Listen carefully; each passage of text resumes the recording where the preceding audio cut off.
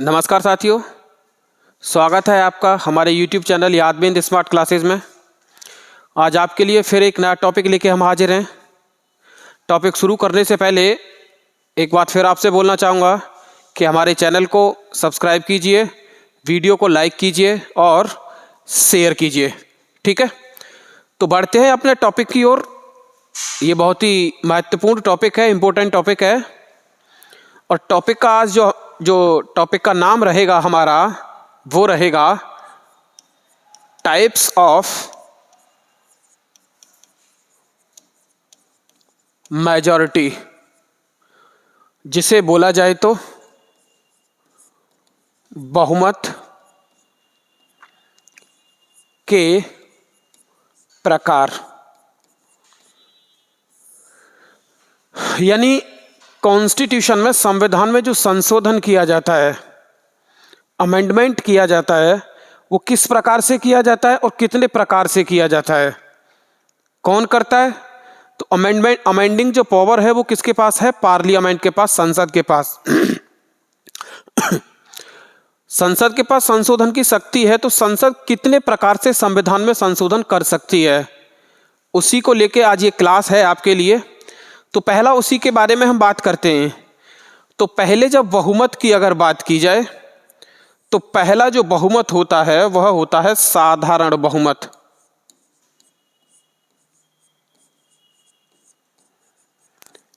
जिसे बोला जाएगा सिंपल मेजॉरिटी।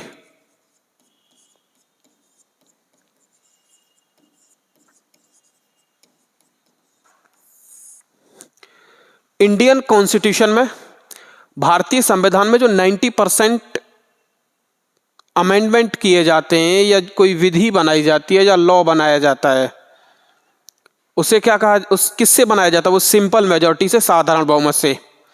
एक बात और बता दूं कि जो सिंपल मेजॉरिटी से जो अमेंडमेंट किए जाते हैं, जनरली उसे कॉन्स्टिट्यूशन अमेंडमेंट नहीं माना जाता है। कैसे होता है, ये क्यों होता है, क्या देखिएगा। साधारण बहुमत जो किया जाएगा वो कैसे होगा कि सदन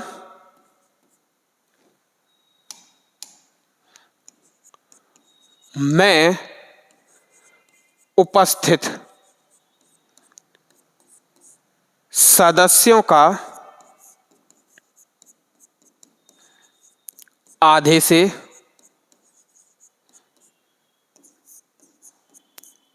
एक अधिक सिंपल मेजॉरिटी जो होती है वो क्या होती है कि सदन में उपस्थित सदस्यों का आधे से एक अधिक, यानी प्रेजेंट मेंबर्स का 50% + 1 से जो बिल पास किए जाएंगे, वह लोकसभा राज्यसभा से क्या कहलाएगा कि भाई यह बिल सिंपल मेजॉरिटी से पास किए गए, यह साधारण बहुमत से पास किए गए। बजट जो आपका पास होता है वो इसी के द्वारा पास किया जाता है। नो कॉन्फिडेंस मोशन, अविश्वास प्रस्ताव, कॉन्फिडेंस मोशन, विश्वास प्रस्ताव, ये सारे जो पास किए जाते हैं वो किससे पास किए जाते हैं? सिंपल मेजॉरिटी से, साधारण बहुमत से। इसके आगे सेकंड टाइप है इसकी मेजॉरिटी का, दूसरा प्रकार। दूसरा प्रकार क्या होगा? दूसरा जो प्रकार होता है वह होता है प्रभावी बहुमत। प्रभावी बहुमत, जिसे बोला जाएगा इफेक्टिव मेजॉरिटी।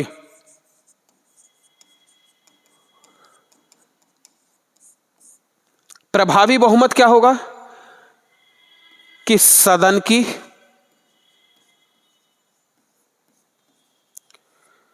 कुल सदस्य संख्या का, सदन की कुल सदस्य संख्या माइनस, सदन की कुल सदस्य संख्या माइनस, और क्या होगा इसमें? विद्यमान, सॉरी, सदन की कुल सदस्य संख्या माइनस सदन में विद्यमान रिक्तियां।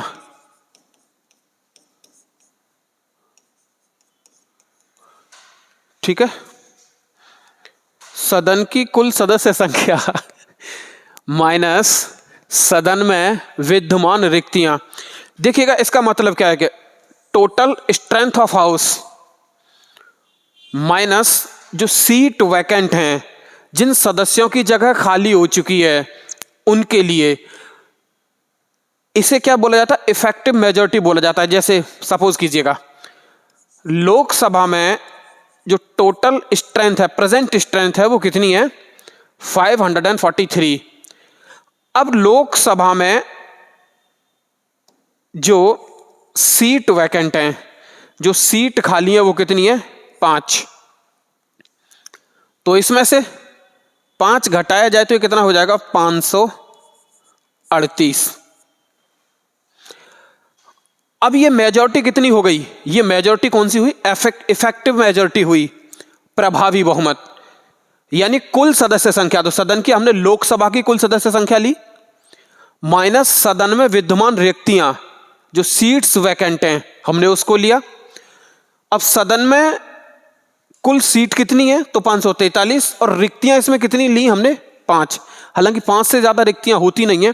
रिक्ति कब हो सकती है? सीट वैकेंट कब हो सकती है? किसी की डेथ हो जाए या कोई रिजाइन कर दे। ठीक है, जैसे मान लीजिएगा कोई लोकसभा का मेंबर है, उसने विधानसभा का चुनाव लड़ा और विधानसभा का चुनाव लड़ने के बाद वो विधानसभा का चुनाव जीत जाता है, तो वह लोकसभा से रिजाइन कर देता है, तो सीट उसकी क्या हो जाएगी? वैकेंट। सीट उसकी क्या हो जाएगी? वैकेंट। तो ये ही होता है प्रभावी बहुमत। अब बात आती है कि ये प्रभावी बहुमत जो है यह किसके लिए प्रयोग किया जाता है?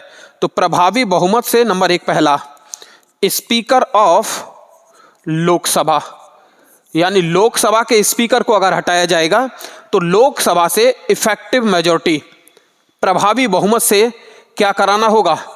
पास कराना होगा। इसके बाद यह जाएगा राज्यसभा, और राज्यसभा से सिंपल मेजॉरिटी से पास कराना होगा, साधारण बहुमत से। तो लोकसभा के स्पीकर को हटाया जा सकता है। दूसरा, इफेक्टिव मेजॉरिटी से और किसे हटाया जा सकता है? चेयरमैन ऑफ राज्यसभा, यानी राज्यसभा के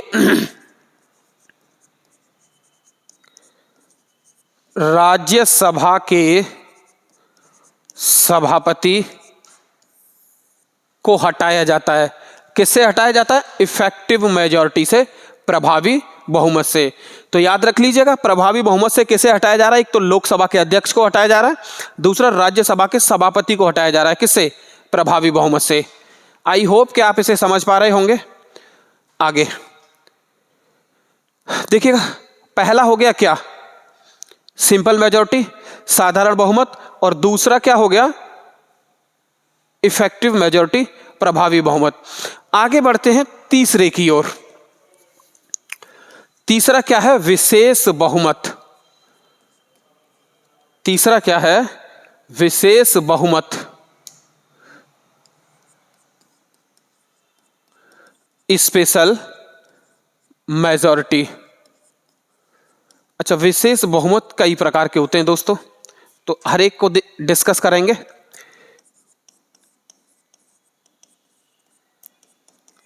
स्पेशल मेजॉरिटी, पहला देखिएगा, एक पहली होती क्या है स्पेशल मेजॉरिटी? एक तो स्पेशल मेजॉरिटी होती है राज्यसभा के लिए। और एक बात और आप विशेष तौर पे ध्यान रख लें कि ये जो सिंपल मेजॉरिटी है या इफेक्टिव मेजॉरिटी है, साधारण बहुमत है या विशेष बहुमत, इनसे बिल को तभी पास किया जा सकता है कि जब हमारा कोरम कंप्लीट हो, यानी क्या पूरा हो? गण पूर्ति पूरी हो। अब गण पूर्ति क्या होती है, कोरम क्या होता है? गणपूर्ति या कोरम जो होता है वो होता है 1/10, 1/10। 1/10 का मतलब क्या है कि लोकसभा के जो मेंबर हैं उसका 1/10, और उसका 1/10 निकाला जाएगा तो दोस्तों कितना आएगा?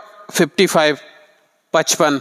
यानी 55 सदस्य अगर लोकसभा में उपस्थित हैं तो लोकसभा की कार्यवाही होगी। दूसरा, राज्यसभा, राज्यसभा में कितने हैं? 245। तो यहां इसका 1/10, 1/10 कितना हो जाएगा? 25, 25 कितना हो जाएगा 25। तो गणपूर्ति पहले आपके पास कोरम कंप्लीट होना चाहिए, उसके बाद ही आप किसी भी बिल को स्पेशल या सिंपल मेजॉरिटी से पास करा सकते हो। ठीक है। और लोकसभा के लिए कितना होता है 55 और राज्यसभा के लिए दोस्तों कितना होता है 25। लोकसभा के लिए 55 और राज्यसभा के लिए 25। अब स्पेशल मेजॉरिटी विशेष बहुमत की अगर बात की जाए तो पहला देखिएगा, पहले तो विशेष बहुमत एक राज्यसभा के लिए होता है।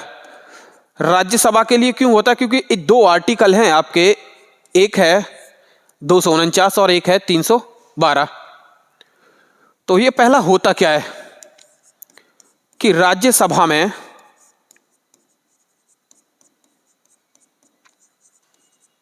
उपस्थित एवं मतदान करने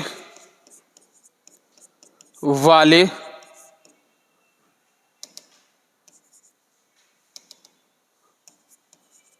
सदस्यों का 2/3 बहुमत। ये क्या है? ये राज्यसभा के लिए स्पेशल मेजॉरिटी है, विशेष बहुमत है राज्यसभा के लिए, जो कि आर्टिकल 249 और आर्टिकल 312 249 और 312 में प्रयोग किया जाता है। तो दोस्तों 249 में राज्यसभा को शक्ति क्या दी गई है कि राज्यसभा के पास ऐसी पावर है, शक्ति है, जिसे दी गई है आर्टिकल 249 में कि राज्यसभा किसी भी स्टेट लिस्ट के सब्जेक्ट पर, किसी भी राज्य सूची के विषय पर जो पब्लिक इंटरेस्ट हो, जो जनता के लिए क्या हो, महत्वपूर्ण हो, उस पर कोई भी लॉ बना सकती है, उस पर कोई भी कानून बना सकती है। आर्टिकल 249 में कौन? राज्यसभा। 312 312 में क्या है कि राज्यसभा किसी भी अखिल भारतीय सिविल सेवा का क्या कर सकती है? सृजन कर सकती है। किसका कर सकती है? अखिल भारतीय सिविल सेवा का कोई भी सृजन कर सकती है राज्यसभा। ये पावर उसे किस में दी गई है? आर्टिकल 312 312 में। अब कर कैसे सकती है कि राज्यसभा में अगर कोरम कंप्लीट होता है, गण पूर्ति पूरी होती है, तो उसके बाद देखिएगा क्या है ये 2/3 मेजॉरिटी ऑफ प्रेजेंट मेंबर्स, यानी जो सदस्य उपस्थित हैं और जिन्होंने मतदान किया है उसका 2/3 लिया जाएगा। कैसे? जैसे मान लीजिएगा राज्यसभा में मेंबर प्रेजेंट हैं आपके कितने 60, तो 60 सदस्य उपस्थित हैं और मतदान भी 60 ही कर रहे हैं, तो इसका कितना लिया जाएगा 2/3। और ये कितना निकल के आ जाएगा? सॉरी 40। ये कितना आ जाएगा? 40। अब यहां से अगर 40 सदस्य क्या करते हैं 2/3 से पास कर देते हैं, तो आर्टिकल 249 के तहत कोई भी जो स्टेट लिस्ट का सब्जेक्ट है उस पर लॉ बना सकती है राज्यसभा, पार्लियामेंट में, संसद में। और 312 के तहत क्या कर सकती है वह कि अखिल भारतीय एक नई सिविल सेवा का सृजन कर सकती है, क्रिएशन कर सकती है। तो ये एक बहुमत हो गया, कौन सा? विशेष बहुमत। और ये विशेष बहुमत है किसके लिए दोस्तों? राज्यसभा के लिए। किसके लिए है? राज्यसभा के लिए। आगे और दूसरा, ये पहला विशेष बहुमत हुआ। दूसरे विशेष बहुमत पे बात करते हैं कि दूसरा विशेष बहुमत होता क्या है। देखिएगा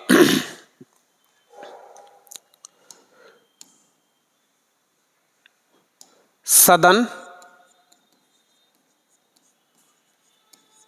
की कुल, ऐसे नहीं है, ये ऐसे की जगह से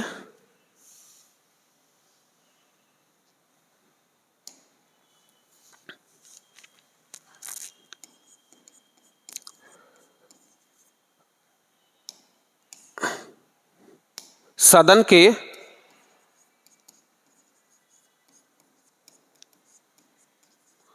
कुल सदस्यों का बहुमत सदन के कुल सदस्यों का बहुमत, दूसरा एक और होगा इसमें, उपस्थित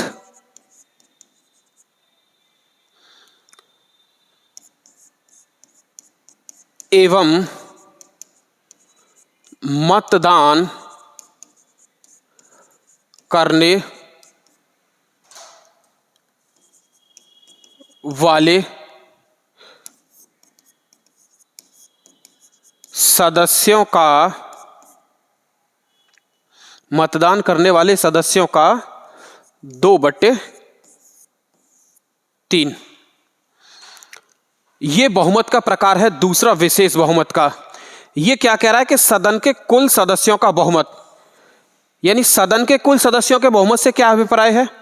मान लीजिएगा जैसे लोकसभा के मेंबर है 543, तो इनकी अगर मेजॉरिटी ली जाए, बहुमत लिया जाए, तो वह कितना होगा 273, यानी 50% + 1। ये सिंपल मेजॉरिटी होती है। क्या होती है ये? Simple majority. दूसरा, उपस्थित एवं मतदान करने वालों का 2/3। यहां पर दो कंडीशन है। जैसे मान लीजिएगा अगर आपसे बोला जाए कि उपस्थित एवं मतदान करने वालों का 2/3, और अगर हम इसे राज्यसभा से पास, लोकसभा से पास कराना चाहते हैं, कहां से? लोकसभा से, तो होगा क्या? देखिएगा दोस्तों, जैसे लोकसभा में जो मेंबर प्रेजेंट हैं उनका नंबर कितना है? 300, और ये पास कितने से होगा? 2/3 से। तो देखते हैं इसे एक बार व्यवहार के तौर पर ये कैसे काम करेगा। तो ये कितना निकल के आ जाएगा? 200। तो क्या ये बिल या प्रस्ताव लोकसभा से पास हो जाएगा? 2/3 से नहीं होगा। क्यों नहीं होगा? क्योंकि यहां पर हमारी एक ही कंडीशन सेटिस्फाई हो पाई है, और वो कौन सी? 2/3 से तो ये पास हो गया। लेकिन वो कह क्या रहा है कि सदन के कुल सदस्यों का बहुमत, और सदन के कुल सदस्यों का बहुमत कितना होगा? 273, जबकि यहां पर बहुमत कितना आ रहा है? 200। तो यहां पे एक ये पहली वाली जो हमारी कंडीशन है ये सेटिस्फाई नहीं है, जबकि सेकंड वाली जो कंडीशन है ये सेटिस्फाई है। तो इस बिल से, इस प्रस्ताव को या इस बिल को या इस विधेयक को लोकसभा से पास नहीं कराया जा सकता। कैसे पास हो सकता है ये? उसका देख लीजिए। पहला, अगर मान लीजिएगा, सपोज कीजिएगा आप लोग कि राज्य लोकसभा में मेंबर प्रेजेंट होते कितने? 480। अब 480 का ये 16, 320 आएगा। कितना आएगा? 320। अब इस बिल को पास कराया जा सकता है कहां से? लोकसभा से। क्यों? क्योंकि ये 2/3 से पास हुआ। कितने सदस्यों ने किया? 320, 320 सदस्यों ने। और जब 320 सदस्यों ने इसे पास किया, तो सदन के कुल सदस्यों का बहुमत भी हमारे पास है, और वो कितना है? 273, 273। तो 320 जो है वो 273 से ज्यादा है। अब इस बिल को पास कराया जा सकता है। जजों को जो हटाया जाता है, जजों को जो हटाने की प्रक्रिया है, उसमें जो बहुमत प्रयोग किया जाता है वो यही किया जाता है दोस्तों। कौन सा? कि मेजॉरिटी ऑफ द हाउस, यानी सदन के कुल सदस्यों का बहुमत, और दूसरा उपस्थित एवं मतदान करने वाले सदस्यों का 2/3। आगे आपने एक और देखा, सुना होगा कि हमारा यहां पर जो फेडरल सिस्टम है, संघात्मक शासन व्यवस्था है, और इस संघात्मक शासन व्यवस्था में जब संविधान में बदलाव करना होता है तो उसके द्वारा कुछ राज्यों का भी समर्थन लिया जाता है। किसका समर्थन लिया जाता है? राज्यों का समर्थन। राज्यों का समर्थन। देखिएगा, सिर्फ सपोर्ट जो लिया जाएगा स्टेट का लिया जाएगा, किसी भी यूनियन टेरिटरी से बिल को पास नहीं कराना है। क्योंकि क्या दे रखा है कि सिर्फ राज्यों के समर्थन से पास कराना है। अब राज्यों का समर्थन से यह भी नहीं दे रखा कि कोई टाइम लिमिटेशन इतना होगा, कोई टाइम बाउंडेशन इतनी होगी कि इतने दिन के अंदर उसे पास कराना है। ऐसा कुछ नहीं दे रखा है। सिर्फ क्या लिखा हुआ है कि राज्यों से इसे क्या कराना होगा? पास कराना होगा। जब राज्यों से पास कराना होगा तो यहां पर उसके मेजॉरिटी पर भी कोई बात नहीं की गई है, बहुमत पर भी कोई बात नहीं की गई है। जब बहुमत पर बात नहीं की गई है तो ये किससे पास होगा? सिंपल मेजॉरिटी से। यह राज्यों से साधारण बहुमत से पास होगा। कौन से बहुमत से पास होगा? साधारण बहुमत से। ठीक है, आगे इसके बाद एक और, बहुमत है जो किसके लिए प्रयोग किया जाता है, विशेष बहुमत ही है, वह भी स्पेशल मेजॉरिटी ही है, विशेष बहुमत।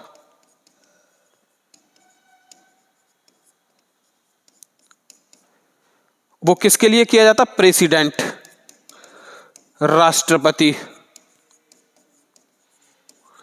राष्ट्रपति के लिए कहां पे किया जाता है, आर्टिकल है 61 अनुच्छेद 61, और आर्टिकल 61 में क्या दे रखा है, इम्पीचमेंट, जिसे बोला जाए तो महाभियोग।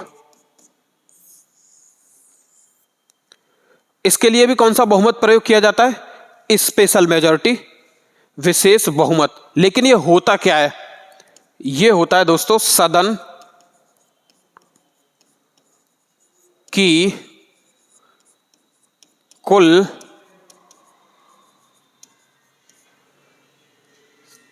की कुल सदस्य संख्या का, सदन की कुल सदस्य संख्या का 2/3। अभी तक हम किसका पढ़ रहे थे, हमने जो पढ़ा था उपस्थित एवं मतदान करने वालों का, यानी जो उपस्थित होंगे और जो मतदान करेंगे उसका ही 2/3 लिया जा रहा था। लेकिन प्रेसिडेंट को अगर हटाना है, राष्ट्रपति को अगर हटाना है इम्पीचमेंट के थ्रू, महाभियोग के द्वारा, तो उसके लिए प्रयोग तो विशेष बहुमत ही प्रयोग किया जाएगा। लेकिन यह विशेष बहुमत होगा अलग। कैसे अलग होगा, कि जो टोटल मेंबर होंगे किसी भी हाउस के, यानी लोकसभा हो या राज्यसभा, दोनों में से टोटल मेंबर्स का 2/3 लिया जाएगा। जैसे लोकसभा में 543 का 2/3 से पास कराना होगा अगर प्रेसिडेंट को हटाना है तो, और राज्यसभा में 245 के 2/3 से पास कराना होगा। दोस्तों राष्ट्रपति को हटाना उतना आसान नहीं है, इसलिए तो राष्ट्रपति एकदम तटस्थ होकर काम करते हैं कि उनको पता है कि हमें हटाना इतना आसान नहीं है। अगर कोई पार्टी किसी वजह से राष्ट्रपति से नाराज भी होती है तो राष्ट्रपति को हटाना उतनी आसान प्रक्रिया भारतीय संविधान में नहीं है। ठीक है, तो राष्ट्रपति को किससे हटाया जाएगा, सदन की कुल सदस्य संख्या यानी टोटल मेंबर्स के 2/3 से पास कराना होगा। चाहे वह लोकसभा हो सकती है या पहले आप उसे राज्यसभा लेके आ सकते हो, लेकिन पास टोटल मेंबर्स का 2/3 से ही होगा। ठीक है, ये कैसी लगी आपको वीडियो, कमेंट कीजिएगा और बताइएगा। लेकिन फिर एक बार आपसे बोलना चाहूँगा कि चैनल को सब्सक्राइब कीजिए, वीडियो को लाइक कीजिए और शेयर कीजिए। ठीक है दोस्तों, जय हिंद, जय भारत।